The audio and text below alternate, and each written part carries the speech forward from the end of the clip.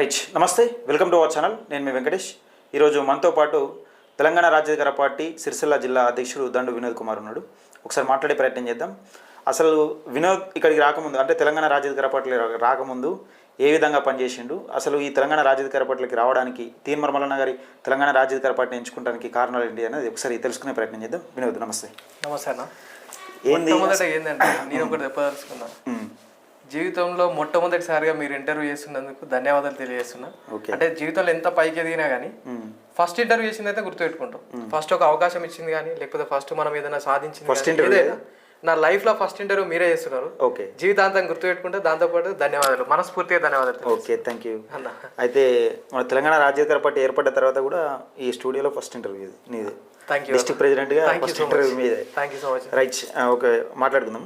అయితే తెలంగాణ రాజ్యాధికార పార్టీలోకి రాకముందు అసలు దండు వినోద్ రాజకీయ ప్రస్థానం ఏంటిది, రాజకీయంలోకి రావాలని ఎట్లా అనిపించింది, దండు వినోద్ ఏం చదువుకున్నాడు, కుటుంబ నేపథ్యం ఏంటిదని ఒకసారి చిన్నగా అంటే బ్రీఫ్ గా చెప్తుంది అంటే అన్న, మనం ఒక హ్యామ్లెట్ విలేజ్ లో పుట్టినాం.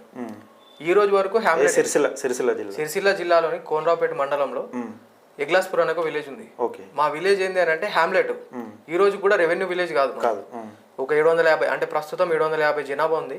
490 వరకు ఓటర్లు ఉంటారు ప్రజెంట్. ఇప్పటికి ఒక 190 వరకు హౌసెస్ ఉన్నాయి. 190 హౌసెస్ ఉన్నాయి.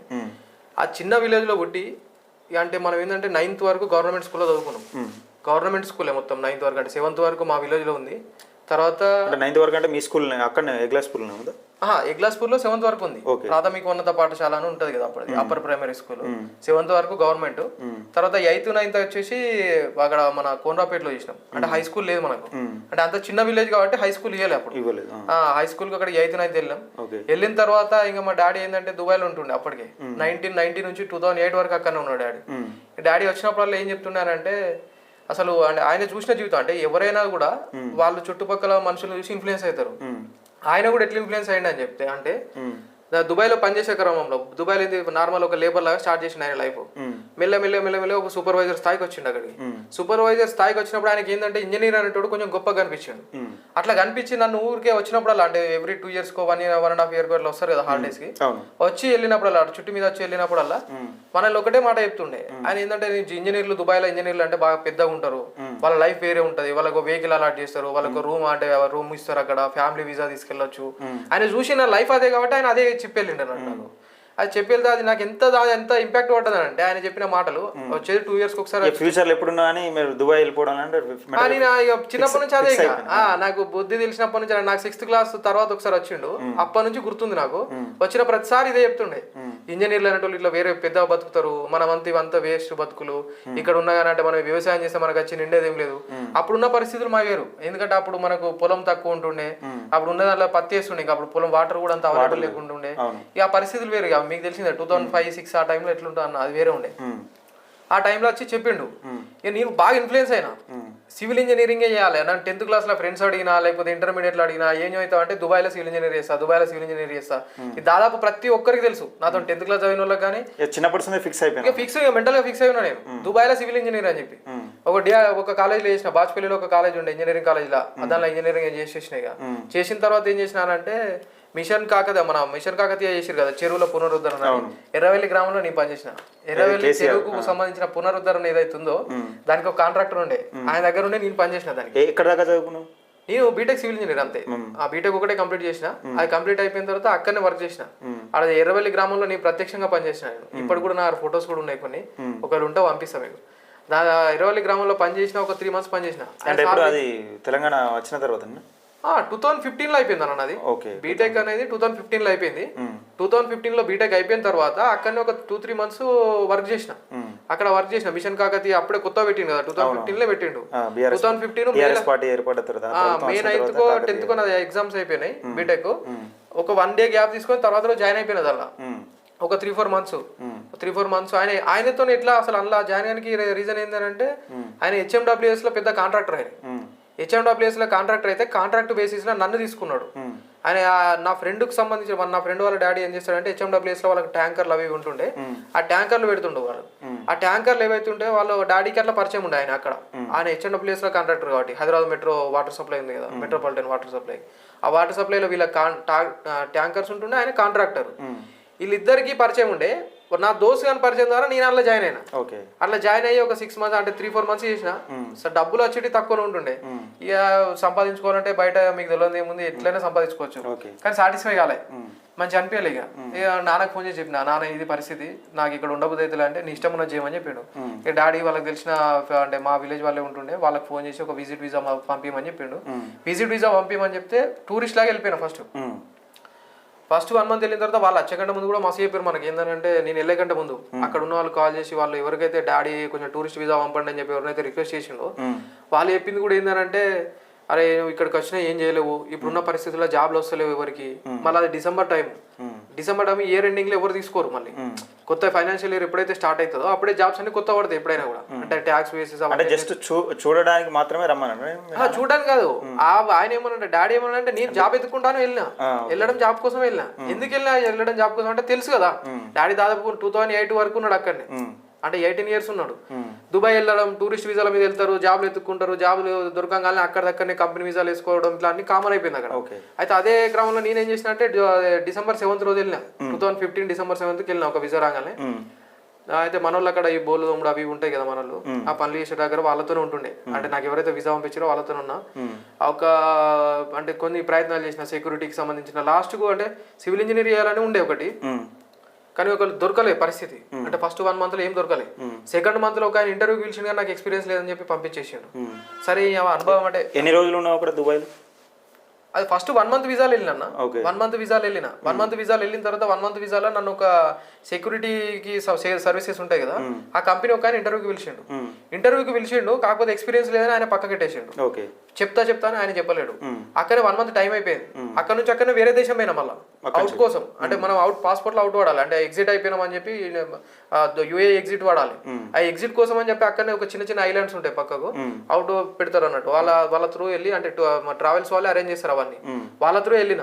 అక్కడ నుంచి వేరే ఒక ఐలాండ్కి వెళ్ళి మళ్ళీ ఒక 5 minutes సరే ఒక 2-3 days తర్వాత మళ్ళీ రిటర్న్ రావడం, ఇట్లా జరిగింది. మళ్ళీ తర్వాత సెకండ్ మంత్ లో ఒక కంపెనీ పిలిచింది, కన్స్ట్రక్షన్ కంపెనీ. తమ్ముడు ఒకటి మా విలేజ్ అతనే హెల్ప్ చేసిండే, వాడు హెల్ప్ చేసిండు. అండ్ వెళ్ళిన ఇంటర్వ్యూ వరకు అంతా అయిపోయింది, అంత మంచిగా జరిగింది. సింపుల్ ఒకటే పేరు ఏం చెప్పిండు అంటే, నీకు ఎక్స్పీరియన్స్ లేదు కాబట్టి అని చెప్పాడు. సరే అది కూడా కరెక్ట్ అని చెప్పి వదిలేసిన. ఇక థర్డ్ మంత్ మళ్ళీ 2 months, సెకండ్ మంత్ కూడా అయిపోయింది. మళ్ళీ థర్డ్ మంత్ పెట్టుకున్నా అక్కడనే, మళ్ళీ సేమ్ 2 times అక్కడనే బయటకు వెళ్ళి వచ్చేసిన. మళ్ళీ రిటర్న్ వెళ్ళిన తర్వాత ఇంకొక 1 week అయితే ఉంటుంది అనగా, మా బాబాయ్ ఒక ఆయన అంటే తెలిసిన ఆయన ఉంటాడు మా విలేజ్ అయితేనే. ఆ బాబాయ్ ఒక ఇంట్లో పనిచేస్తాడు అన్నట్టు గోల్దమే అట్లా.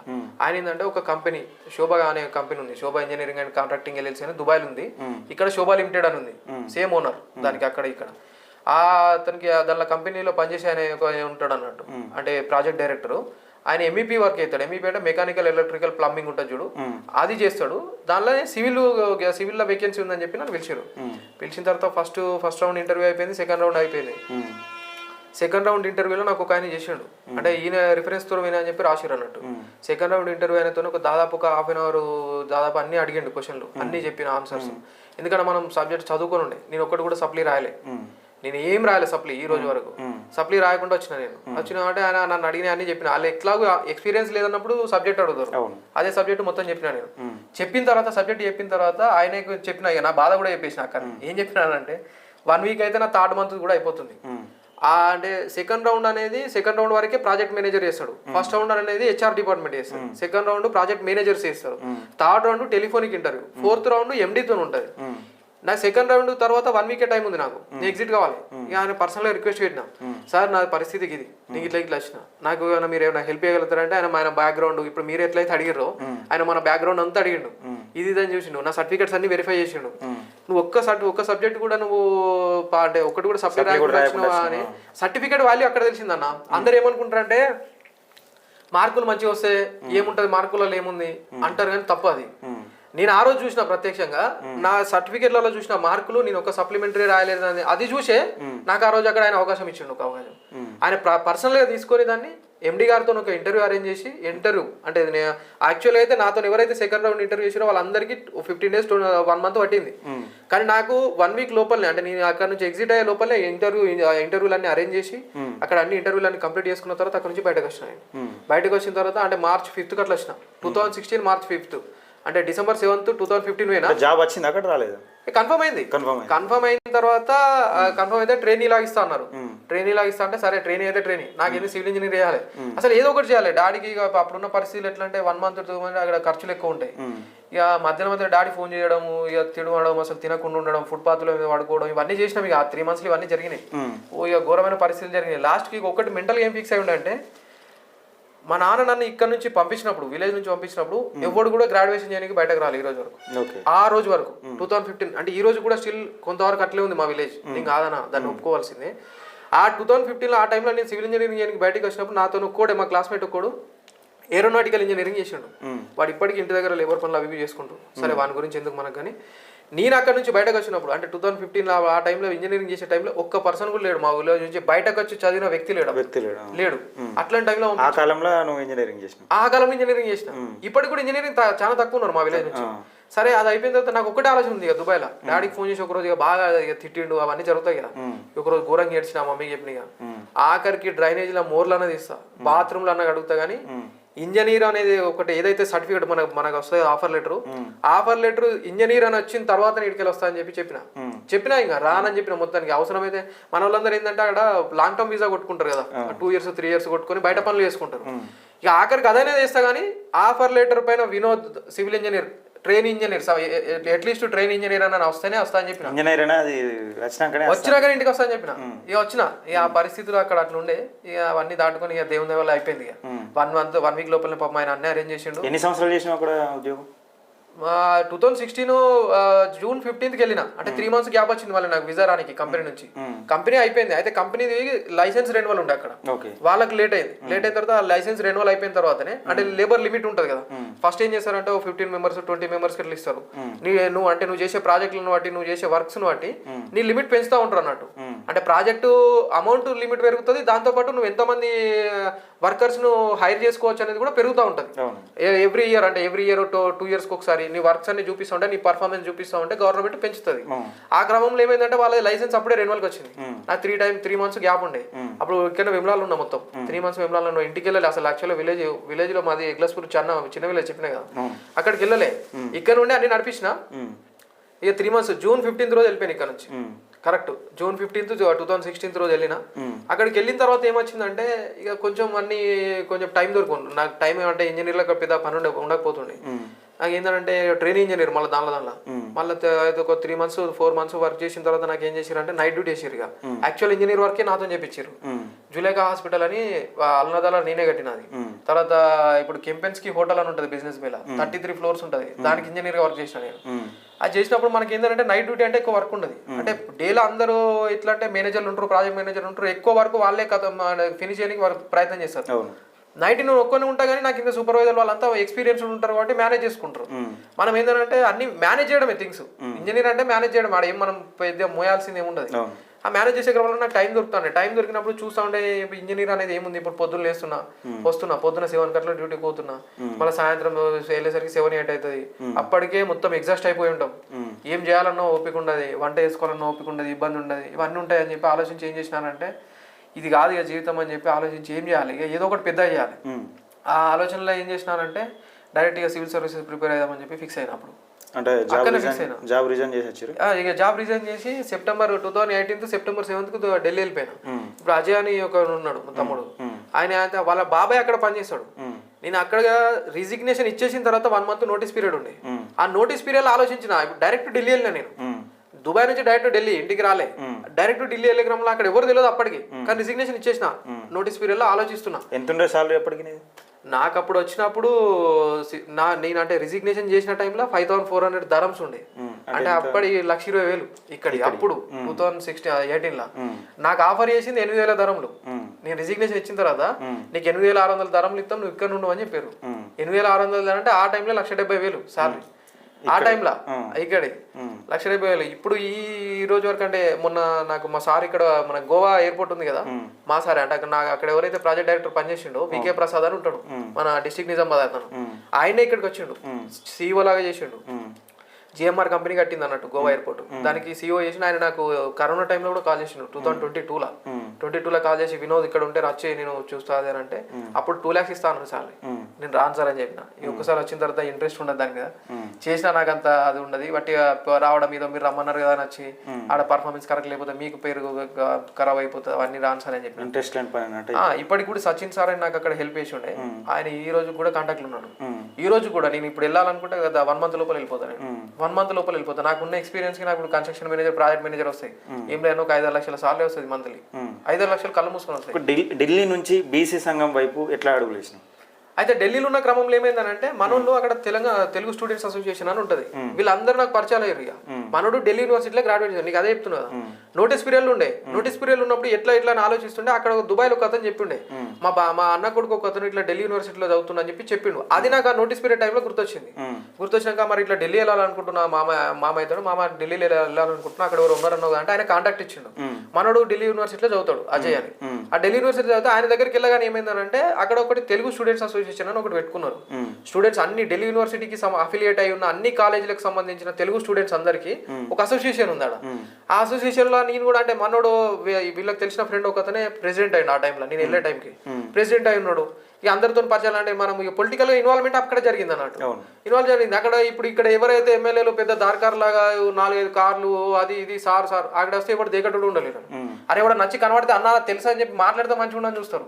ఎమ్మెల్యేలు ఎంపీలు అందరిని అక్కడ చూసిన. ఇప్పుడు బండి సంజయ్ ఇక్కడ ఉన్న ఆ రోజు మొన్న బర్త్డే కేక్ కూడా నేను అక్కడ ఢిల్లీలో కట్ చేయించుండే. ఆయన ఎంపీ ఉన్నాడు అప్పుడు. ఎంపీ ఉన్నప్పుడు అక్కడ ఢిల్లీలో కేక్ కట్ చేయించిన 2019-20 ఆ టైంలో.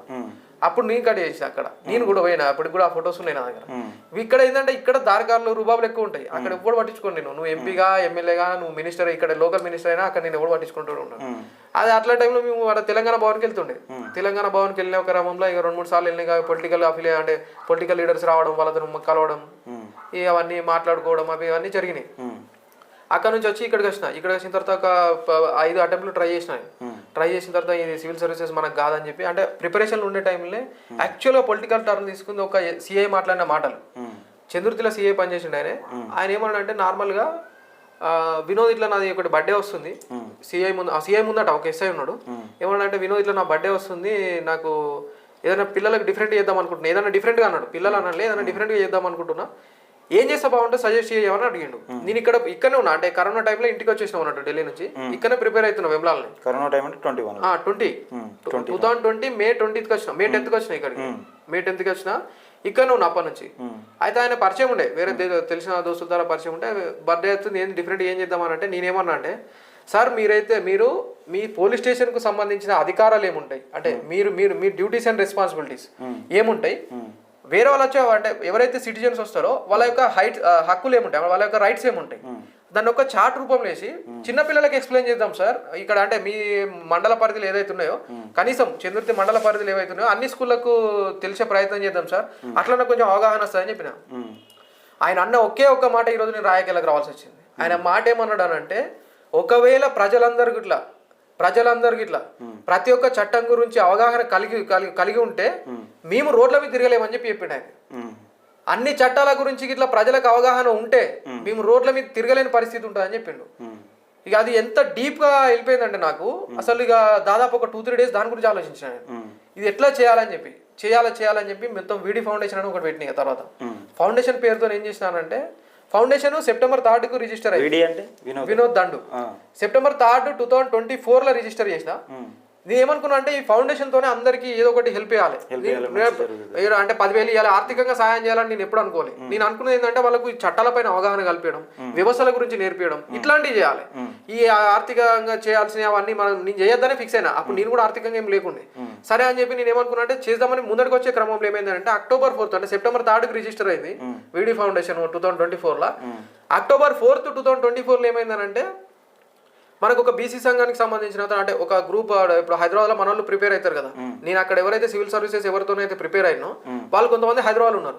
ఈ అజయ్ ఉన్నాడు కదా ఇందాక చెప్పిన అతను ఢిల్లీలో పరిచయం అని, అజయ్ ఎవరైతే ఉన్నారో ఆయనతోని ఇంకొక అతను పరిచయం అయ్యి ఇలా బీసీ సంఘంలో ఒక ఆయన మన వాళ్ళు తెలిసిన వాళ్ళు అయ్యారు అని చెప్పి చెప్పిరు. అది ఏమంటారు బ్రహ్మవాక్కు అంటారు కదా, అట్లా నా లైన్లోకి వచ్చింది. అట్లా ఆయన తెలిసి చెప్పగానే నేనేమన్నా మరి నేనే తీసుకుంటా అని చెప్పి నేనేం చేసినానంటే, ఇక బీసీ సంఘం మన జిల్లాకు అప్పటికి ఎవరు లేరు, అంటే మన జిల్లాకు రాజన్న సిరిసిల్ల జిల్లాకు లేరు, అప్పటికి కరీంనగర్ జిల్లా పాత జిల్లాలు ఎక్కువ ఉంది, అట్లే ఉన్నారు అన్నట్టు. నేనేమన్నా అంటే మరి యూత్ వింగ్ లో తీసుకుంటా అని చెప్పి యూత్ వింగ్ లో తీసుకున్నా. యూత్ వింగ్ లో తీసుకొని నేను ఏం చేసినానంటే, ఫస్ట్ మనం ఏ పని చేయాలన్నా కానీ మనకు ఒక నెట్వర్క్ ఉండాలి. మనం చేసింది 10 మందికి తెలవాలన్నా ప్రతి ఊరికి చేరాలి. ఇప్పుడు సపోజ్ నువ్వు మీరు ఒక విలేజ్ ఉన్నారు, బోయినపల్లి మండలంలో విలాసాగర్ అన్న విలేజ్ ఉన్నారు, లేకపోతే బోయినపల్లి మండలంలో తడగొండ అని ఒక విలేజ్ ఉన్నారు. అన్ని మండలాలు ఉన్నటువంటి ప్రతి మండలంలో నాకు అన్ని అంటే ప్రతి 260 గ్రామాలు ఉన్నాయి మా జిల్లాలో. 260 గ్రామాలలో నాకు తెలిసిన పర్సన్ ఒకళ్ళు ఉండాలి.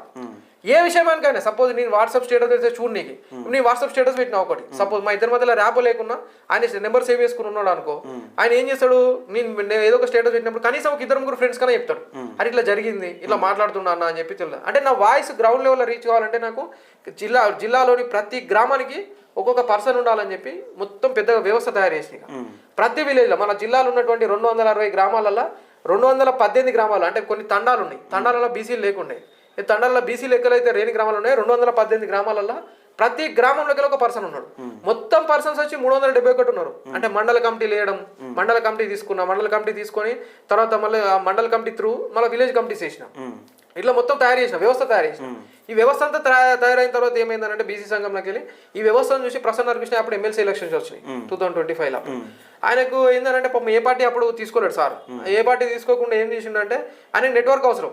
ఇప్పుడు ఆయన చదువుకున్నది వెమ్లాడని అంటే ఆయనకు మొత్తం నెట్వర్క్ ఉన్నది వెమ్లాడని. మంచి మంచి గవర్నమెంట్ ఆఫీసర్స్ ప్రతి ఒక్కరు తెలుసు ఆయనకు. తెలిసినా కానీ ఆయనకు నెట్వర్క్ కావాలి, ఎందుకంటే ప్రతి విలేజ్ కి చేరాలి. అట్లాంటప్పుడు మనల్ని ఒక అన్న అంటే ఒక తిరుపతి సార్ అని ఉంటాడు, ఒక ఆయన ఇప్పుడు వెనకాల చేస్తుండే ఆయన నుండి వినోద్ మరి మీరు ఇట్లా చేస్తున్నారు కదా, వాళ్ళ అన్న కొడుకు నాతో ఉంటున్నానంట బీసీ సంఘంలో, మీకు ఈ నెట్వర్క్ ఇది అంత ఉందని చెప్పి నేను చూసిన మా అన్న దాంట్లో, మీరు ఏం చేస్తారని అంటే మరి ఒకసారి ఇట్లా సార్ దగ్గరకు వచ్చి కలుస్తావా, ఏమైనా హెల్ప్ అవుతుంది మా ఆయనకు కూడా అని అన్నాడు. వెళ్ళి కలిసిన తర్వాత నా వ్యవస్థ అంతా చూపించిన, సార్ ఇగో నేను ఇది చేసిన. ఆయన ఏమడిగిందంటే అసలు సరే నువ్వు ఇదంతా చేసినావు, నేను రేపు పొద్దున నువ్వు నా ఎలక్షన్లకు నాతో పనిచేయాలనుకుంటే నాకు ఏం చేయగలుగుతావు, నాకు ఏ రకంగా హెల్ప్ చేయగలుగుతావు అడిగాను. హెల్ప్ చేయగలుగుతుంటే నేను చెప్పిన, సార్ నేను అంత అంటే నాది కొంచెం బ్యాక్గ్రౌండ్ వేరే ఉండే, మళ్ళీ కొంచెం ముందుకెళ్తే ఏమవుతుందంటే 2024లో ఎంపీ ఎలక్షన్లకు వినోద్కు నేనే పనిచేసిన ఇక్కడ. అంటే వాళ్ళ కొడుకు చిన్న కొడుకు ఉంటాడు ప్రణయ్ అని, ఆయన టీంలు ఉండే. ఆయనకి ఏంటంటే ఆయన పర్సనల్ టీం మమ్మల్ని పెట్టుకుని ఏం చేసిందంటే చొప్పదండి వెమ్లాడ సిరిసిల్ల ఈ మూడిట్లకి వెళ్ళి ఏం చేసామంటే ఈ 3 విలేజ్ అంటే అసలు ఏం జరుగుతుంది సర్వే టీం లాగా చేసి ఉండారు. మొత్తం గ్రౌండ్ రిపోర్ట్ ఏం జరుగుతుంది మొత్తం చూస్తుండే. నేను అజయ్ ఇంకో 2-3 కలిసి ఇట్లా అంటే 2-3 అంటే మళ్ళీ టీమ్స్ ఫామ్ చేసినాం, అది వేరే విషయం. అంటే ప్రాపర్గా ఉన్నదైతే మేము ఇద్దరం అయితే ఉండే అది చేసినాం అన్నట్టు. ఆ ఎక్స్పీరియన్స్ ఉంది ఆయనకు, అది కూడా చెప్పిన, సరే సో ఎక్స్పీరియన్స్ ఉంది, ఇప్పుడు మీకు ఇది చేయాలంటే మీకు ఇప్పుడు గ్రౌండ్ లెవెల్లో రీచ్ కావాలంటే నా దగ్గర నెట్వర్క్ ఉంది, 260 మెంబర్స్ ఉన్నారు, వాళ్ళందరి త్రూ మీ వాయిస్ ని రీచ్ చేసే బాధ్యత నాది.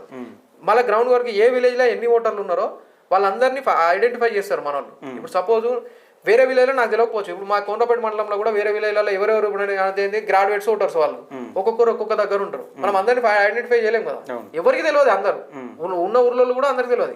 అట్లా ఏం చేయాలి, నేను ఏం చేసినట్టే మా విలేజ్లోకి ఇల్లు ఉన్నారు కదా అని వాళ్ళకి ఏం చేసినట్టే మనకు అప్పుడు ఓటర్ లిస్ట్ వచ్చింది. లిస్ట్ వచ్చినప్పుడు ఏం చేసినంటే మొత్తం విలేజ్ వైజ్ డిస్ట్రిబ్యూట్ చేసిన, విలేజ్ వైజ్ మొత్తం సపరేట్ చేసి ఇప్పుడు ఈ విలేజ్ వాళ్ళది వాళ్ళకే అలా అన్ని ఒక పెద్ద టీం కూర్చోబెట్టి రాపించిన, అన్ని చేత్తో రాపించిన, అన్ని ఇప్పటికి నేను దగ్గర రాపించి ఈ విలేజ్ వైజ్ చేసి మా వాళ్ళకి ఇచ్చేసిన.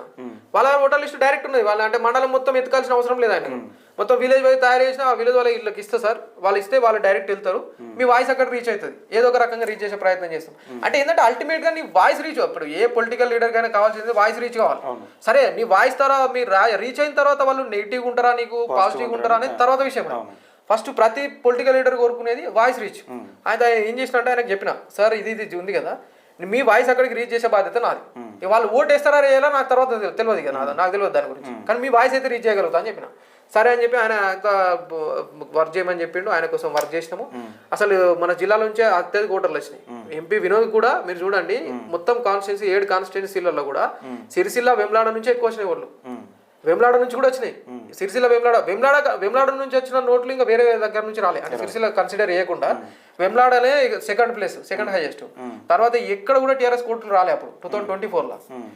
అది వర్క్ చేసిన, అది సక్సెస్ అయినాం. తర్వాత ఆయనకు చూపించిన, అది సక్సెస్ రేటు మొత్తం చూపించిన, సార్ ఇక మీ ఆయనకు వచ్చిన ఓట్లు ఎక్కడికి వచ్చినాయి, నేను పనిచేసింది 3, ఈ 3 వచ్చిన ఓట్లు ఎన్ని మొత్తం చూపించిన ఆయన.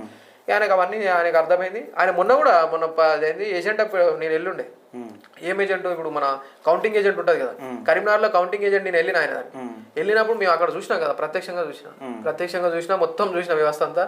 ఆడ వేములాడ సిరిసిల్ల నుంచి చొప్పదండి ఇక్కడ నుంచి ఎక్కువ వచ్చినాయి. మా జిల్లా వరకు అయితే నేను సక్సెస్ అయినా, అంటే నేను అనుకున్న వల్ల ఒక 80% ఓట్లు వచ్చినాయి, 80% ఓట్లు వచ్చినాయి. చెప్పినాం అదే జరిగింది. ఆయన సాటిస్ఫై అయ్యాడు.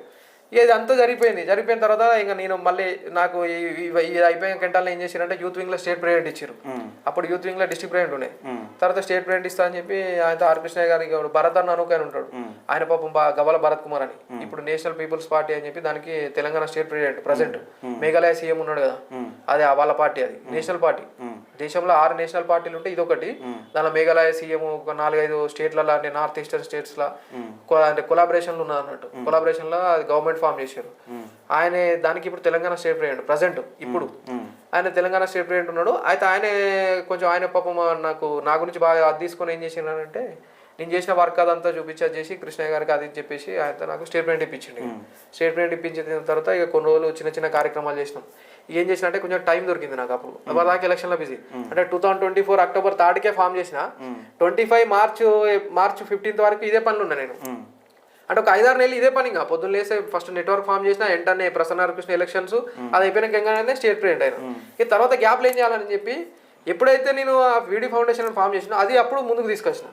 అప్పుడు ముందుకు తీసుకొచ్చి ఏం చేసినానంటే ప్రతి గవర్నమెంట్ స్కూల్లో మన జిల్లాలో ఉన్నటువంటి దాదాపు అంటే అన్ని గవర్నమెంట్ స్కూళ్ళు కవర్ చేయడానికి ప్రయత్నం చేసిన 12,000 చార్ట్స్ తీసుకొని ఉండే. మొత్తం 12,000 చార్ట్స్ తీసుకొని మా కోనరాపేట మండలం కొన్ని మండలాల్లో 9th 10th విద్యార్థులు ఎవరైతే ఉంటారో 10th అయిపోయిన తర్వాత అంటే నేను అది కోల్పోయినా. అప్పుడు నేను నా విలేజ్ లో నుంచి బయటకు వచ్చినప్పుడు ఎవరు కూడా గ్రాడ్యుయేట్ చేయలేదు.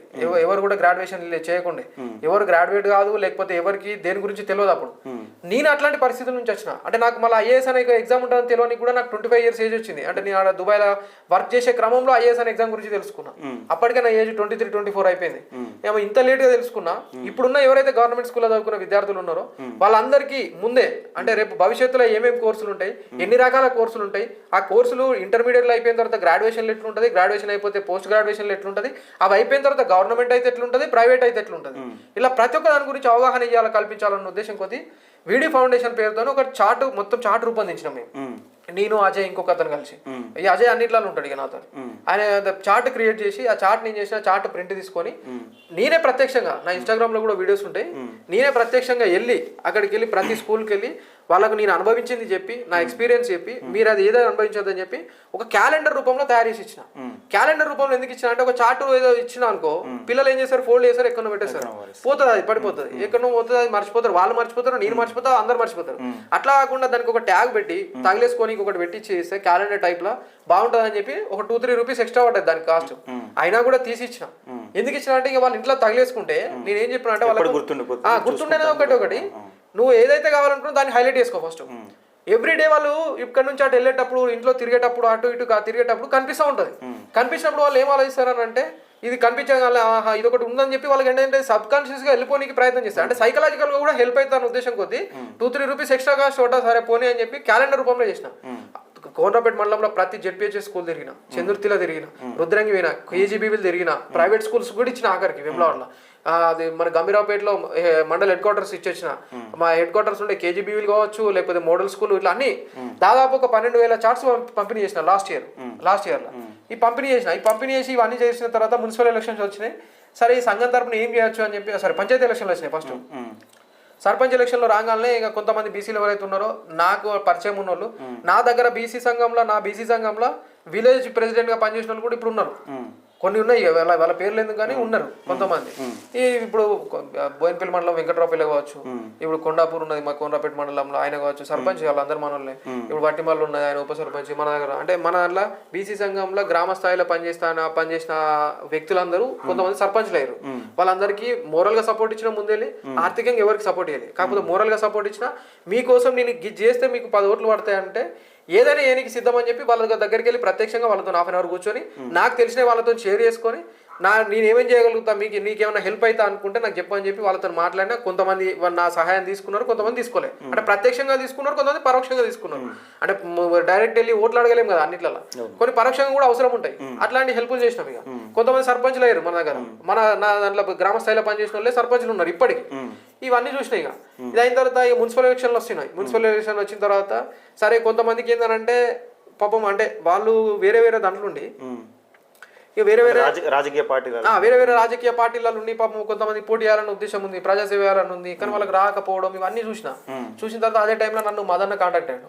అంటే ఇప్పుడు ఈ బీసీ సంఘం నుంచి తెలంగాణ రాజ్యాధికార పార్టీ వైపు అడుగులు ఇప్పుడే మొదటి అడుగు అంటే ఈ మున్సిపల్ ఎలక్షన్లకు ముందే ముందే అడిగిండు. మదన్న 2-3 సార్లు కాల్ చేసి అన్న నువ్వు ఇట్లా రా, నువ్వు వస్తే బాగుంటది, నువ్వు అంటే అన్ని రకాలుగా అంటే ఇప్పుడు తెలుసుకొని ఉన్నావు, నువ్వు ప్రజల కోసం ఏదో ఒక ప్రోగ్రామ్ చేస్తాను, కంటిన్యూస్ గా తిరుగుతాను, గ్రౌండ్ వర్క్ చేసుకుంటాను, ఇవన్నీ చేసుకుంటాను, నీకు అన్ని రకాలుగా బాగుంటది అని చెప్పిండు. సరే అన్న ఆలోచిస్తా అని చెప్పిన. అప్పుడు డిస్ట్రిక్ట్ ప్రెసిడెంట్ వేరే వాళ్ళు ఉండే, డిస్ట్రిక్ట్ వర్కింగ్ ప్రెసిడెంట్ ఇప్పిద్దాం రా అని అన్నాడు. వర్కింగ్ ప్రెసిడెంట్ అంటే నాకు కొంచెం ఇంట్రెస్ట్ అనిపించలేదు. సరే ఆలోచిస్తా అని చెప్పిన, వస్తా అని చెప్పిన, కానీ లాస్ట్ మూమెంట్ లో పోలే.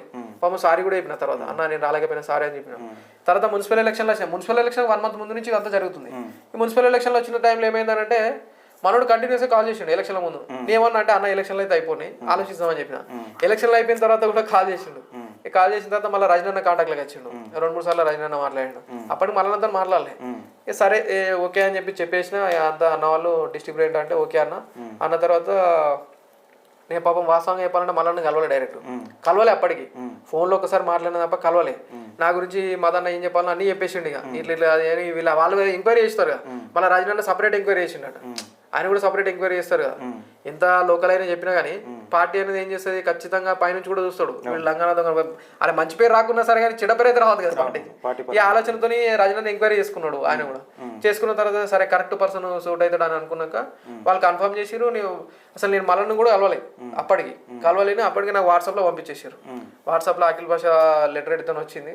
సరే అయిపోయిన తర్వాత 1 month తర్వాత వెళ్ళినా ఇక పార్టీలో జాయిన్ అయిన తర్వాత ఇక నేను కూడా అనుకున్నా. అప్పటికి అంటే మనం చదువుకున్నాం. ఫస్ట్ ఏంటంటే వ్యవస్థల గురించి పూర్తి అవగాహన ఉంది.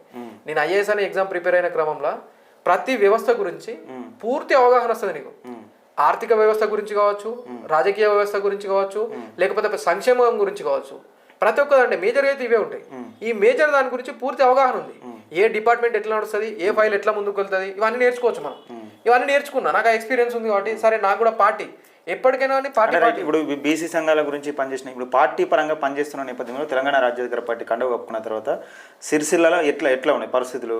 వడగండ్ల వాన గురించి కానీ చాలా కష్టపడ్డారు. అయితే ఏమైందన్న అంటే పార్టీలో జాయిన్ అయిన తర్వాత కొంతమంది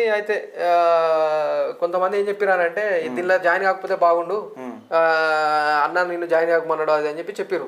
ఇక అన్న ఎవరు అనేది వాళ్ళకి తెలియాలి. నేను అడిగినా వాళ్ళు చెప్పలేరు అన్న అని. సరే ఏదైతే కాదని చెప్పి ఎప్పటికీ వేరే వాళ్ళ కోసం పని చేయలేం కదా మనం. వేరే వాళ్ళ కోసం నేను ఎందుకు పని చేస్తా? నేను లక్షల సాలరీలు వదిలిపెట్టుకొని వచ్చి ఐఏఎస్ అనే ఎగ్జామ్ ను పక్కకు పెట్టి ఆ సిఐ ఏదైతే మాట మాట్లాడిండో దాని ప్రజలకు నేర్పడం, అంటే చట్టాల గురించి వ్యవస్థల గురించి అవగాహన కల్పించడమే లక్ష్యంగా ముందుకు వచ్చాను. నేను ఫస్ట్ వీడి ఫౌండేషన్ తో ముందుకు వచ్చిన తర్వాత నేను వెళ్ళే క్రమంలో బీసీ సంఘం వచ్చింది. ఇప్పటికి నేను రిజిస్ట్రేషన్ సర్టిఫికేట్ మీకు పంపిస్తా. బీసీ సంఘం అనేది October 4th వచ్చింది నాకు. అది నేను రిజిస్టర్ చేసింది September 3rd. ఏంటి వీడి ఫౌండేషన్ అంటే దానికోసం ట్రై చేసిన. ఇప్పుడు కూడా యువత కోసం చేసే క్రమం లేదు వచ్చింది. నేను రజనకు కూడా చెప్పిన, అన్న యూత్ లీడర్షిప్ కౌన్సిల్ అని ఒకటి ఎస్టాబ్లిష్ చేసిన నేను. నాకు March 5th వచ్చింది. March 5th మన అది డిజిటల్ సైన్ తో వచ్చింది కరీంనగర్ నుంచి. సొసైటీ రిజిస్ట్రేషన్ చేసిన యూత్ లీడర్షిప్ కౌన్సిల్. అదేంటంటే యువత ఎవరైతే ఉన్నారో రాజకీయంగా వాళ్ళకు ఎందుకు అవకాశాలు కలగద్దు, రాజకీయంగా అంటే అన్ని రకాలుగా తెలిసినప్పటికీ కూడా నీకు అనుభవం లేదని లేకపోతే నీకు వయసు ఉందని చెప్పి అన్ని పార్టీలు వాళ్ళని పక్కన పెడతా ఉన్నాయి. అట్లాంటప్పుడు వాళ్ళను యువతను ఫస్ట్ చట్టాల గురించి పూర్తి అవగాహన చేయడానికి జిల్లా మొత్తం మళ్ళీ ఒక డ్రైవ్, ఎప్పుడైతే వీడి ఫౌండేషన్ పేరుతో మేము చార్ట్లైట్లు అయితే డిస్ట్రిబ్యూట్ చేసినామో అట్లే ఒక డ్రైవ్ మొత్తం చేద్దాం జిల్లా వ్యాప్తంగా అని చెప్పి ప్లాన్ చేసిన.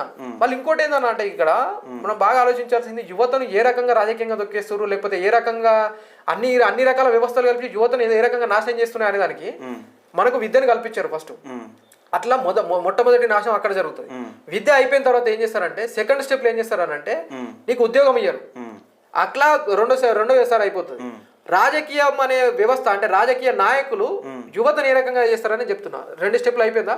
3వ స్టెప్ ఏం చేస్తారంటే నీకు చట్టాల గురించి అవగాహన కల్పించారు. నేను ఏం చేస్తారు రాజకీయంగా వాళ్ళ వెనకాల తిరిగేటోళ్ళు అంటే కార్యకర్తలు జెండా మోయడానికి జిందాబాద్ కొట్టేందుకు వాడుకుంటారు తప్ప వాళ్ళకి ఎవరు కూడా రాజకీయ అవగాహన కలిపారు. ఇప్పుడు నీ ఏ పార్టీ చెప్పాను నువ్వు, ఇప్పుడు బీజేపీ పార్టీ చెప్పిందా, లేకపోతే కాంగ్రెస్ పార్టీ చెప్పిందా, బీఆర్ఎస్ పార్టీ? ఏ కార్యకర్త కూర్చోబెట్టుకొని ఎంఆర్ఓ ఆఫీసులో ఎంఆర్ఓకి ఈ హక్కులు ఉంటాయి. ఇప్పుడు ఎంఆర్ఓ ఆఫీసులో నీ హక్కులకి ఇవి, ఆయన బాధ్యతలకి ఇవి, ఆయన ఈ పని చేయకపోతే నువ్వు ఈ రకంగా చట్ట ప్రకారంగా నువ్వు కొట్లాడచ్చు, చట్టం ఈ రకంగా నీ హక్కులు కల్పించిందని చెప్పి ఏ పార్టీ చెప్పింది చెప్పాను? చెప్పు నాకు ఒక పార్టీ పేరు చెప్పు. లేదు. ఇప్పుడు తెలంగాణ రాజ్యాధికార పార్టీ తీర్మానం చెప్తాడా మరి? తీర్మానం చెప్తున్నా ఆయన చెప్పకపోతే ఎంతమందికి ఇప్పుడు ఆర్టీఐ వ్యవస్థ ఎంతమందికి తెలిసింది చెప్పు. ఆయన చెప్పలేడా? అవును చెప్పిండు కదా, ఆయన చెప్తానే కదా తెలిసింది. పోలీసు వాళ్ళు జీతగాలని చెప్పింది ఆయనే కదా, లేకపోతే కలెక్టర్లు జీతగాలని చెప్పింది ఆయనే కదా. అంత ముందు ఎవడన్నా చెప్పిండా? ఏ రాజకీయ నాయకుడు అన్న చెప్పిండా? తీర్మానం కన్నా ముందు ఎవడన్నా చెప్పిండా? చెప్పు. మీరు విన్నదంటే చెప్పండి. సార్ మా జీతగాళ్ళు అని కూడా పదం కూడా ఇక్కడ రాలే. ఇప్పుడు అందరూ అంటారు. ఇప్పుడు ఎంతమంది దాన్ని ప్రతి ఒక్కరు కూడా సామాన్య పౌరుడు కూడా అంటుండే. సామాన్య పౌరుడిని ప్రశ్నించే స్థాయికి తీసుకొచ్చిందే తీర్మానం. వాస్తవంగా మాట్లాడుతున్నాను. నేను బీసీ నాదం నాకు నేను అప్పటికి ముందు సంఘంలో కూడా పనిచేసిన వాటి బీసీ వాదం నా దగ్గర ఎక్కువ ఉంది. నా లోపల ఉంటుంది ఎప్పటికీ ఈ బీసీవాదం ఉన్నది. ఈ దాంతోపాటు మళ్ళీ కూడా తోడాడు క్వశ్చనింగ్ యాటిట్యూడ్ కావచ్చు. లేకపోతే ఆయన ఇప్పటి వరకు ఆయన మాట్లాడిన దేనికి కూడా ఏ పార్టీ కూడా కౌంటర్ వేయాలి. ఎందుకు వేస్తలేరు? ఫ్యాక్ట్ ఉంటేనే మాట్లాడతాడు. ఏదైనా కావచ్చు. అది బీసీలు రాజకీయంగా వెనకబడుకోవడానికి కారణాలు మొత్తం లెక్కలతో సహా చెప్పాడు. ఎవడన్నా దాని గురించి కౌంటర్ వేసిందా? ఏ పార్టీ అన్న వేసిందా? ఏలే. అందుకే నేను యూత్ లీడర్షిప్ కౌన్సిల్ అనేది దాని గురించి మాట్లాడితే ఇప్పుడు నేను చెప్పిన రాజన్నకు, అన్న మీరు లేట్ చేసిరు అనుకో అంటే ఆయన కొంచెం డిలే అయింది. ఫస్ట్ 1 వీక్ ఏమో డిలే అయితే నేను చెప్పిన, అన్న మీరు లేట్ చేస్తా అంటే నాకేం ప్రాబ్లం లేదు. నేను ఆ లోపల యూత్ లీడర్షిప్ కౌన్సిల్ తోని జిల్లా మొత్తం ఒక డ్రైవ్ తీసుకుని వస్తా, అది అయిపోయిన తర్వాత తీసుకుంటా అంటే లేదు నువ్వు ఖచ్చితంగా ఇప్పుడే తీసుకుందాం అని చెప్పి అంత తొందర ఇచ్చేసారు వాళ్ళు. ఇచ్చినాక ఇప్పుడు నేను చేసే పని ఏంటంటే ఇప్పుడు అదే చేస్తున్నా. యూత్ లెక్కలు ఎక్కడ ఉన్నాయో చెప్పు నాకు. మహిళల లెక్కలు ఉన్నాయి. మహిళా సంఘాలతో పేరుతో మహిళల లెక్కలు అందరి దగ్గర ఉంటాయి. రైతు బంధు ఇస్తున్నాం అని చెప్పి రైతుల లెక్క చెప్తారు. కానీ యువత లెక్క చెప్పేటోడు కూడా కావాలి.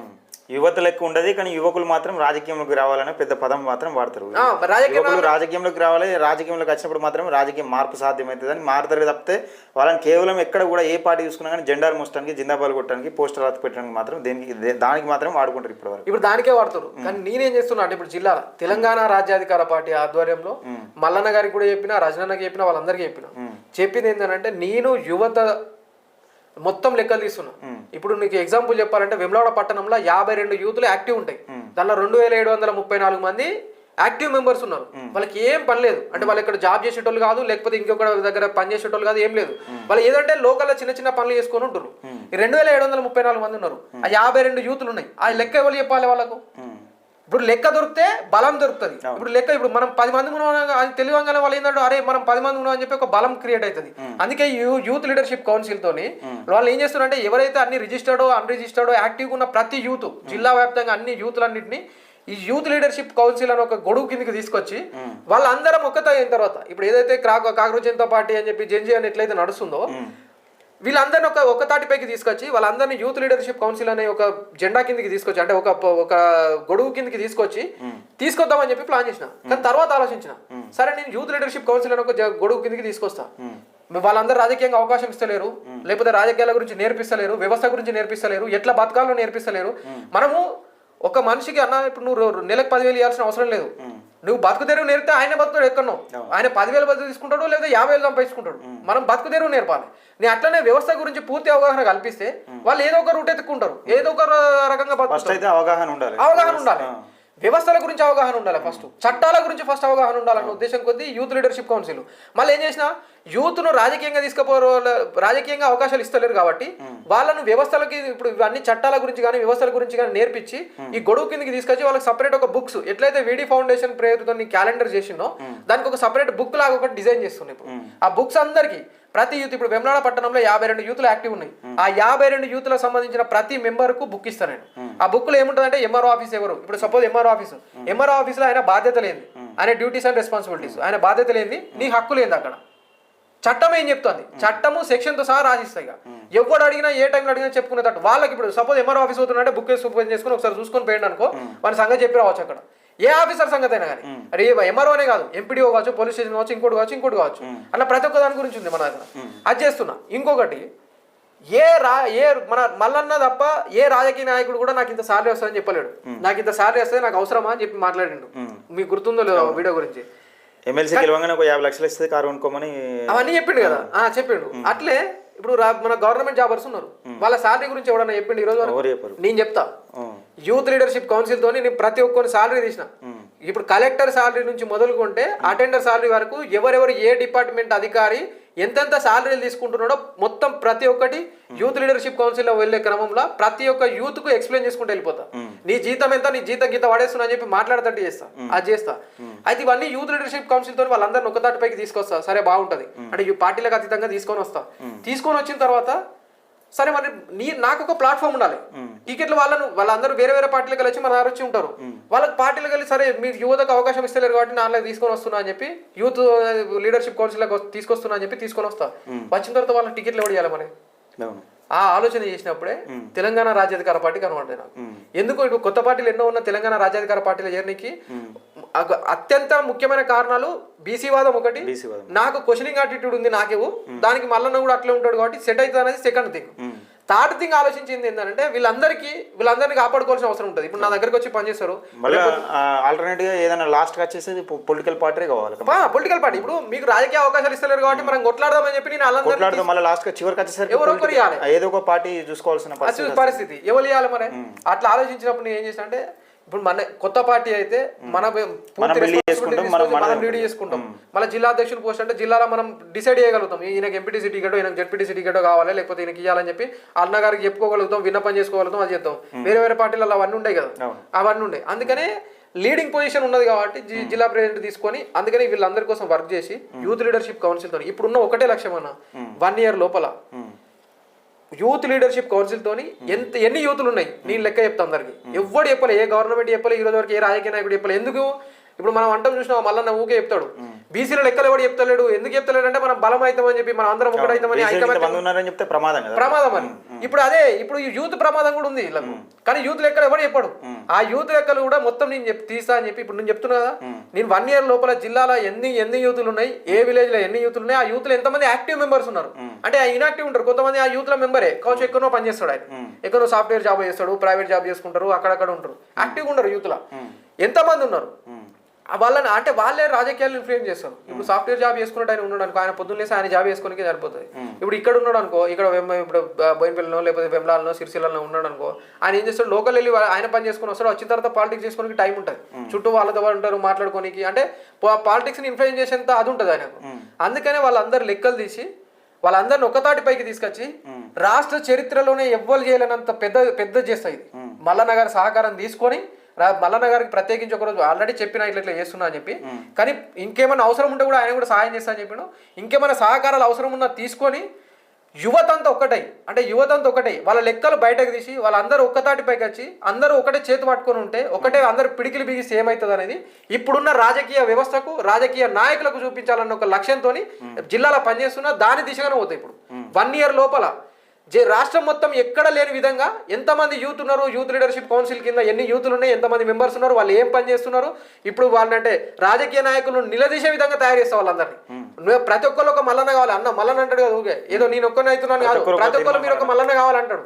అదే నా ఆలోచన కూడా అదే, వాళ్ళకే వ్యవస్థల గురించి నేర్పిస్తా, వాళ్ళకే అన్నిటి గురించి అవగాహన కల్పిస్తా, ప్రతి ఒక్కరు వాళ్ళకి నేర్పించిన తర్వాత వాళ్ళే అవుతారు కదా క్వశ్చనింగ్, మనం పోవాల్సిన అవసరం ఉన్నది అంతే కదా.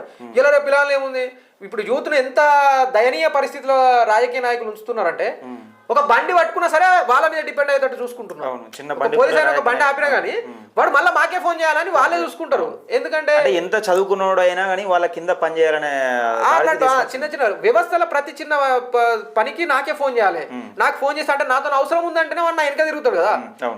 ఇప్పుడు బండి సపోజ్ బండి ఏదో ఒక చిన్న బండి అంటే చిన్న విషయాలు ఉంటాయి, బండ్లలో ఆపేటి ఏదో ఒక బండి ఒక పోలీసు అనో వేయండు, ఆ చిన్న విషయమే, ఆ చిన్న విషయాన్ని కూడా ఈయన మీద డిపెండ్ అయ్యేటట్టు చేస్తాడు అన్నట్టు. వ్యవస్థ ఎట్లా తయారు చేసిరు రాజకీయ నాయకులు అంటే ఆ చిన్న విషయాన్ని కూడా నా మీద డిపెండ్ కావాలి. రేపు పొద్దున ఒక ల్యాండ్ సమస్య ఉందనగా నా మీద డిపెండ్ కావాలి.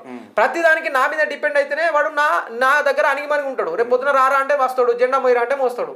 లేకపోతే ఇప్పుడు ఆయనకు అవగాహన కల్పించిన, చట్టాల గురించి అవగాహన కల్పించిన, వ్యవస్థల గురించి నేర్పించిన, రేపు పొద్దున ఆయన అక్కడ ఆయన మాట్లాడుకుని పోయింది అనుకో, నా అవసరం ఏముంటుంది, నన్ను ఎవడు పట్టించుకుంటాడు. రేపు పొద్దున నీ పోతున్నట్టే విలువ కూడా ఇయ్యాడు కదా. ఇప్పుడు నేను ఒక్క దగ్గర వెళ్ళి కారు దిగగానే ఇప్పుడు ఏంది, అరే అన్న ఎక్కడన్నా బండి పట్టుకుంటే ఫోన్ చేస్తే మాట్లాడతారా, లేకపోతే ఎక్కడన్నా ల్యాండ్ నాకు ఇష్యూ ఉందంటే అన్న మాట్లాడతారా, అంటే వీళ్ళకి మాట్లాడుకునే స్తోమత లేదు, వీళ్ళకి మాట్లాడుకునే దాన్ని తెలియకుండా చేస్తారు అన్నట్టు, ఆధారపడేటట్టు చేస్తారు.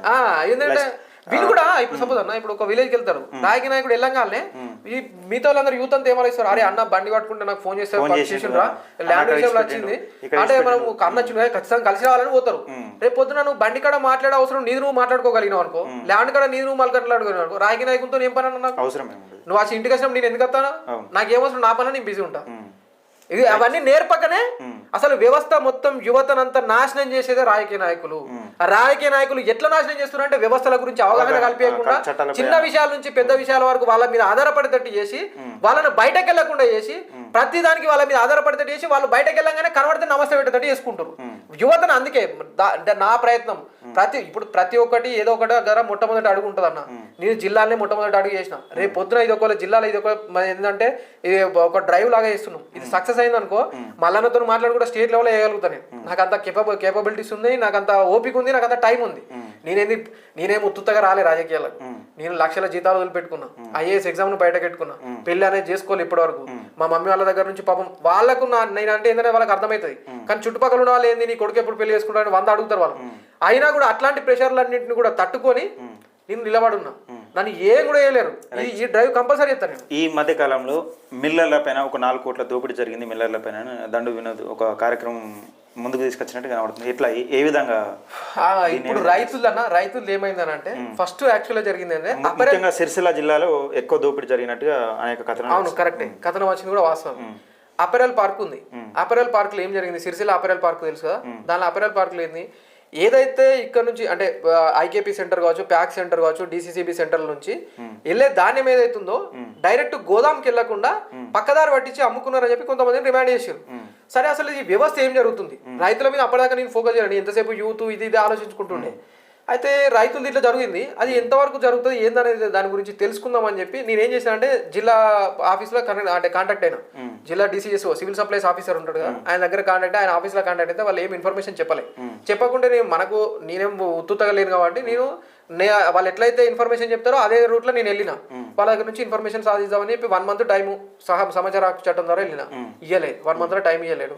తర్వాత అపిలేట్ పెట్టిన తర్వాత ఇంకొక 2-3 డేస్ అయితే 2nd మంత్ అయిపోతుంది. అంటే మళ్ళీ కోర్టుకు వెళ్ళే అవకాశాలు ఉంటాయి కదా. ఆయన విధులు పెట్టలేడారనుకున్నాడో ఏమో. మళ్ళీ అడిషనల్ కలెక్టర్ నాగేష్ గారి దగ్గరికి వచ్చిన తర్వాత నాకు అది వచ్చింది, ఇన్ఫర్మేషన్ వచ్చిన తర్వాత అసలు అంటే అప్పటిదాకా రైతులు నిజంగానే అన్యాయం ఏ రకంగా జరుగుతుంది.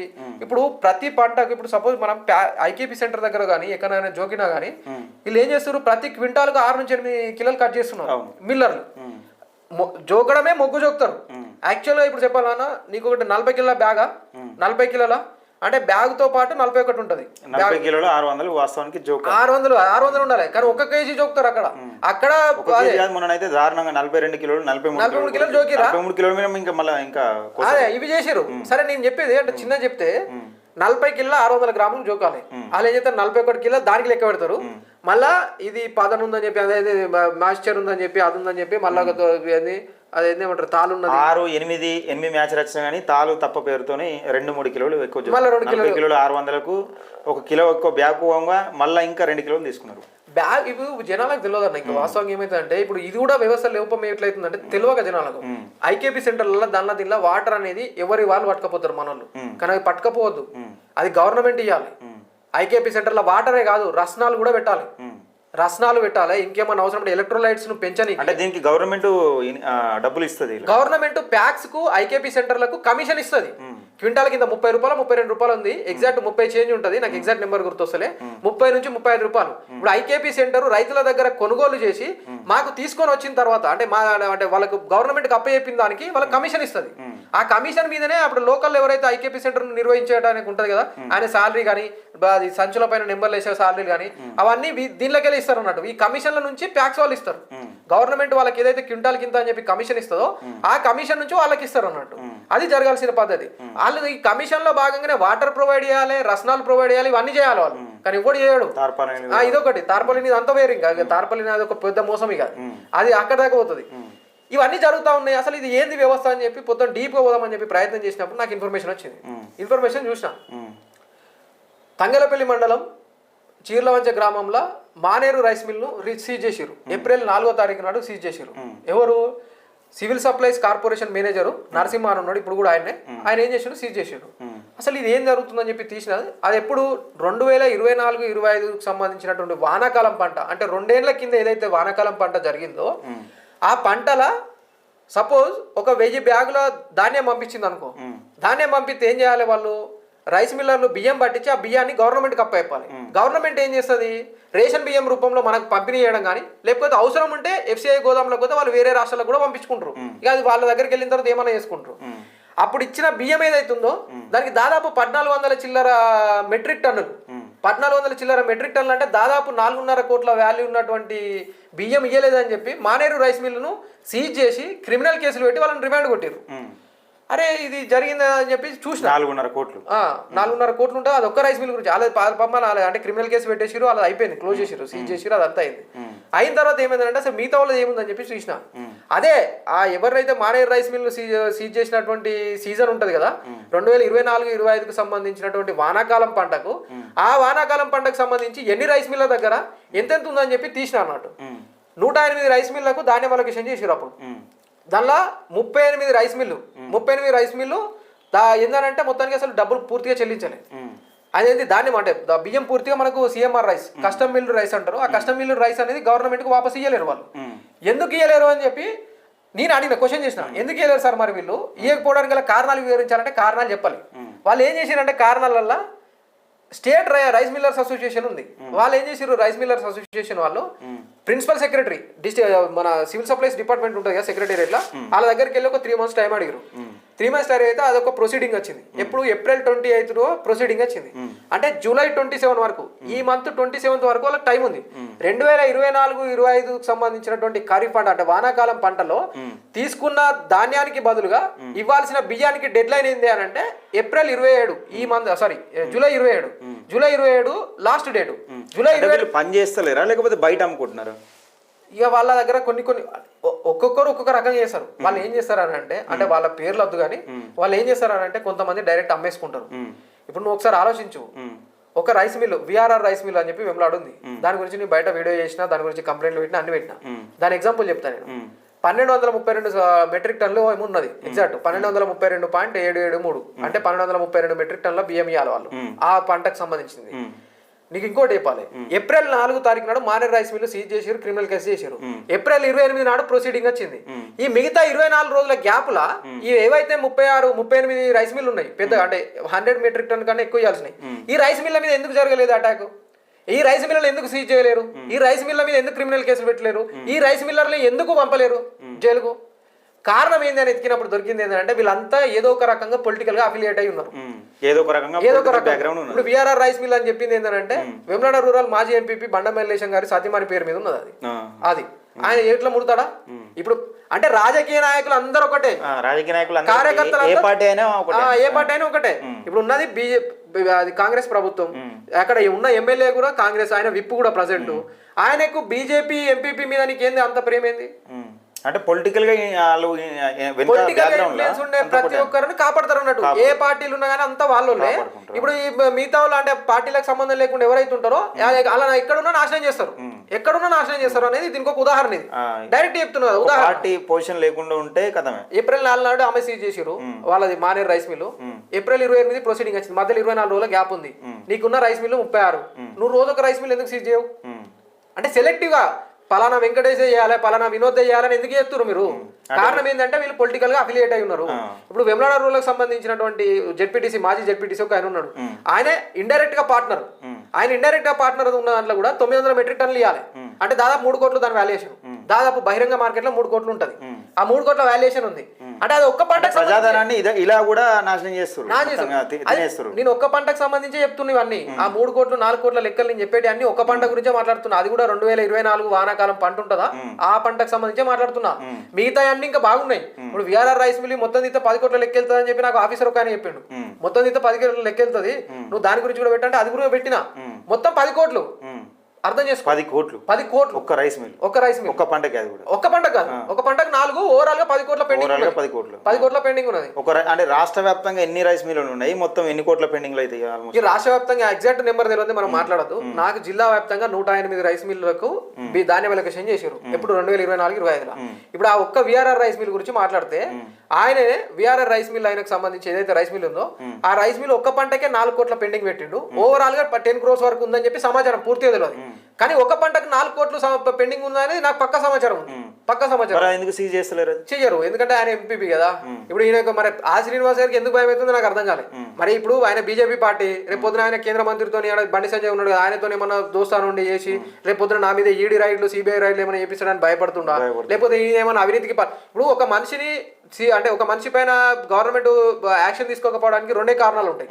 అయితే ఒకటి, నువ్వు వాళ్ళతో అవినీతికి ఒప్పందాలు అయి ఉండాలి, లేకపోతే నువ్వు అంటే వాళ్ళకి భయం అయి ఉండాలి. ఇప్పుడు ఆయన అంటే నీకు భయం అన్న కావాలి, లేకపోతే అవినీతి దోస్తానని ఉండాలి. ఇవి రెండు తప్ప వేరే ఏది ఉండదు కారణం. ఈ రెండిట్లో ఏదైనా ఆయన చెప్పాలి, ఇప్పుడు ఎమ్మెల్యే గారే చెప్పాలి ఈ రెండిట్లలో ఏంది రీజన్ అనేది. అయితే అవినీతి ఆయనతో ఒప్పందాలు తీసుకొని నువ్వేమైనా అవినీతికి పాల్పడ్డావు ఆ విషయంలో లేదు అని అంటే, ఇప్పుడు ఆయన అంటే భయం అవుతుందా అంటే, భయం అంటే ఆయన అంటే ఇప్పుడు బీజేపీ పార్టీకి సంబంధం, బీజేపీ పార్టీ మళ్ళీ రేపు పొద్దున ఈడీ వస్తుంది సిబిఐ వస్తుంది నాకు ఎందుకు అనుకుంటుర్రా, సమాధానం ఆయన చెప్పాలి. ప్రతి రైస్ మిల్ గురించి బయట పెడతా, వచ్చే పంట లోపల వచ్చే పంట ఏదైతుందో ఈ పంట ధాన్యం కోసుడు అంతా అయిపోయి ధాన్యం వెళ్తాయి కదా, ధాన్యం జోకే టైం అంటే ఎప్పుడైతే మార్కెట్లోకి వస్తావో ప్రతి మార్కెట్ తిరుగుతా, ఆ ప్యాక్స్ మార్కెట్ కావచ్చు, ఐకేపీ సెంటర్లు కావచ్చు, అన్ని తిరిగి అక్కడ ఉన్న రైతులందరికీ ఎక్స్ప్లెయిన్ చేస్తా. ఇగో మీ వ్యవసాయం ఇప్పుడు వెమ్లాలు ఉన్నా అనుకో, వెమ్లాల దాదాపు ఒక 5-6 రైస్ మిల్లు ఉన్నాయి. ఈ రైస్ మిల్లు వీడు మనకు 4 కోట్ల పెండింగ్ పెట్టిండు, వీడు 10 కోట్ల పెండింగ్ పెట్టిండు, వీడు 15 కోట్ల పెండింగ్ పెట్టిండు.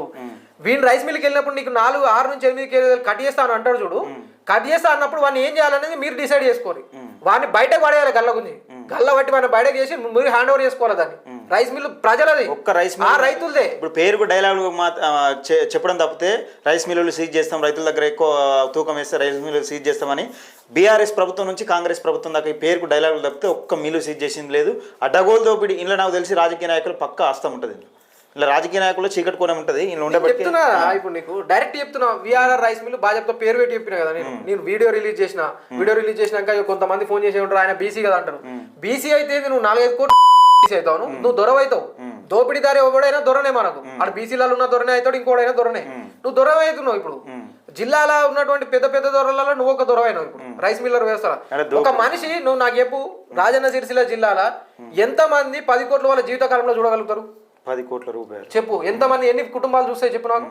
ఇంకొకటి, ఇప్పుడు 2 ఏళ్ల నుంచి పెండింగ్ ఉంది 2024 రైస్ మిల్లు, 2024 పంట వానాకాలం పంట, ఇప్పుడు 2026 వానాకాలం పంట వచ్చింది అంటే 2 సంవత్సరాలు నువ్వు వాళ్ళకి టైం ఇచ్చినావు.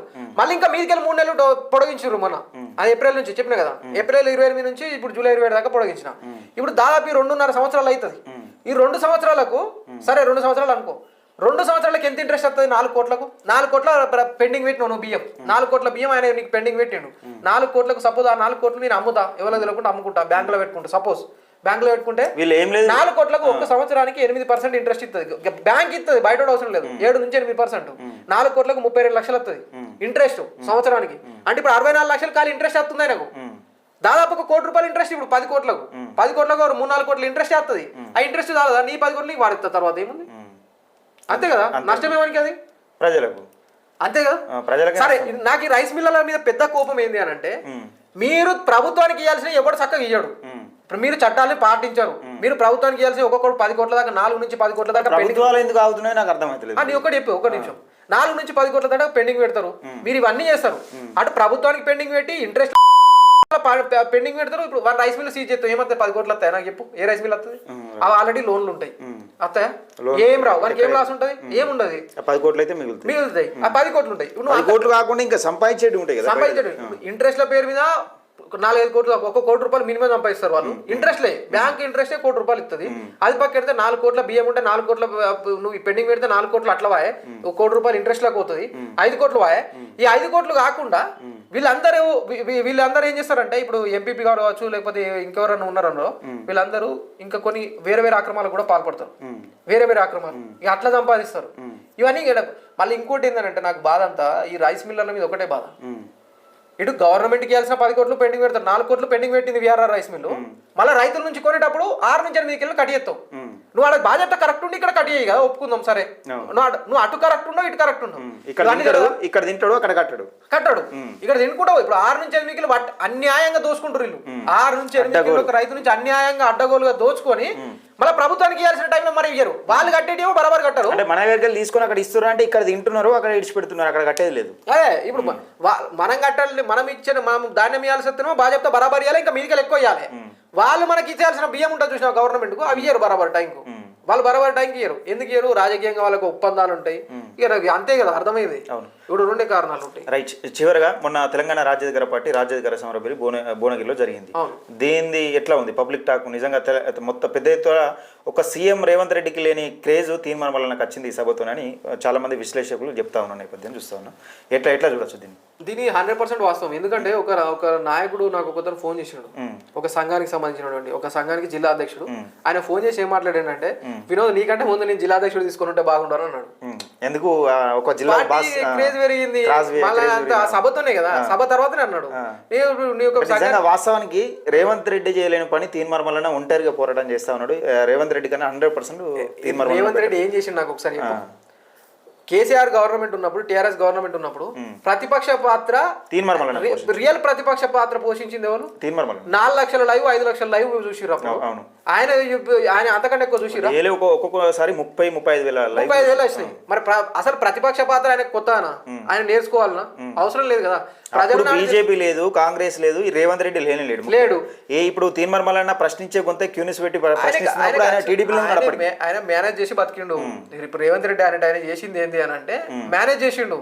అలా ఉన్న నాయకులను మేనేజ్ చేసిండు, ఉన్న ఢిల్లీలో ఉన్నటువంటి అలా హైకమాండ్ మేనేజ్ చేసిండు. అట్లా మేనేజ్ చేసిండు కాబట్టి పదవి వచ్చింది.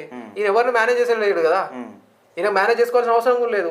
అప్పుడు ప్రతిపక్ష పాత్ర ఆయన సీఎం పదవికి ఎక్కడానికి అసలు మొట్టమొదటి కారణాలు ఉన్నారంటే మల్లననే మొట్టమొదటి సహకారం బీఆర్ఎస్ చేస్తున్న అరాచకాలు అవినీతిని ఎండగట్టడంలో తీర్మానం అంత దమ్ముగా ఎవడన్నా బయట పెట్టిండా? 80 కేసులు వేసిండు, దాదాపుగా 100 రోజుల పైచేసుకు జైలు జీవితం గడిపాడు. ఇప్పుడు ఎంతో మంది, ఇప్పుడు మారోజు వీరన్నది అక్కడ ఫోటో ఉంది వెనకాల, మారోజు వీరన్న కావచ్చు, అక్కడ ఉన్న సాంబశివరావు కావచ్చు, బెల్లి లలిత కావచ్చు, వీళ్ళందరూ ఆ గ్రౌండ్ నుంచి వచ్చారు.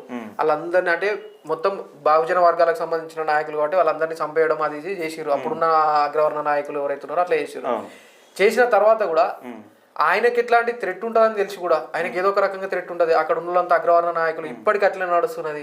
ఇప్పుడు మా జిల్లా మన రాజన్న సిరిసిల్ల జిల్లా చూసుకుంటే కొంచెం అంటే పొలాలు కానీ అవన్నీ ఎక్కువ ఉన్నాయి. అక్కడ సైడ్ చూస్తే తక్కువ ఉన్నాయి అసలు.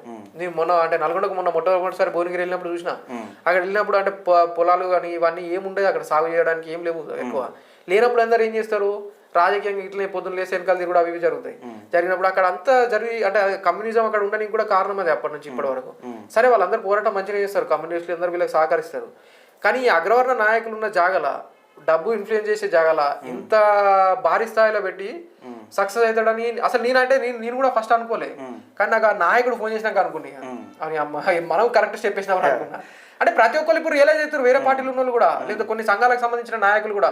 వాళ్ళకి దీనిలో అందరికన్నా నచ్చింది ఏంటంటే అన్ని సంఘాలను కలుపుకొని పోవడం, వాళ్ళ గౌరవం దక్కించడం. మొదటి ప్రియారిటీ తెలంగాణ రాజకీయ పార్టీ అంటే కుల సంఘాలకు, బీసీలలో ఉన్న కుల సంఘాలకు మొదటి ప్రియారిటీ ఇచ్చి, అసలు అగ్రవర్ణ కులాలు ఏదైనా రాజకీయ పార్టీలో లేకుండా ఉన్నారంటే కమిటీ వేసారంటే ఈ తెలంగాణ రాజ్యాధికార పార్టీ మొట్టమొదటి పార్టీ. తెలంగాణ రాజ్యాధికార పార్టీ మొట్టమొదటి పార్టీ. ఆయన డైరెక్ట్ చెప్పిండు కదా, జనాలందరికీ చెప్పిండు, ఎవడన్నా రెడ్డి రావు ఎవడన్నా ఉంటే మా సభకు రారకని చెప్పిండు.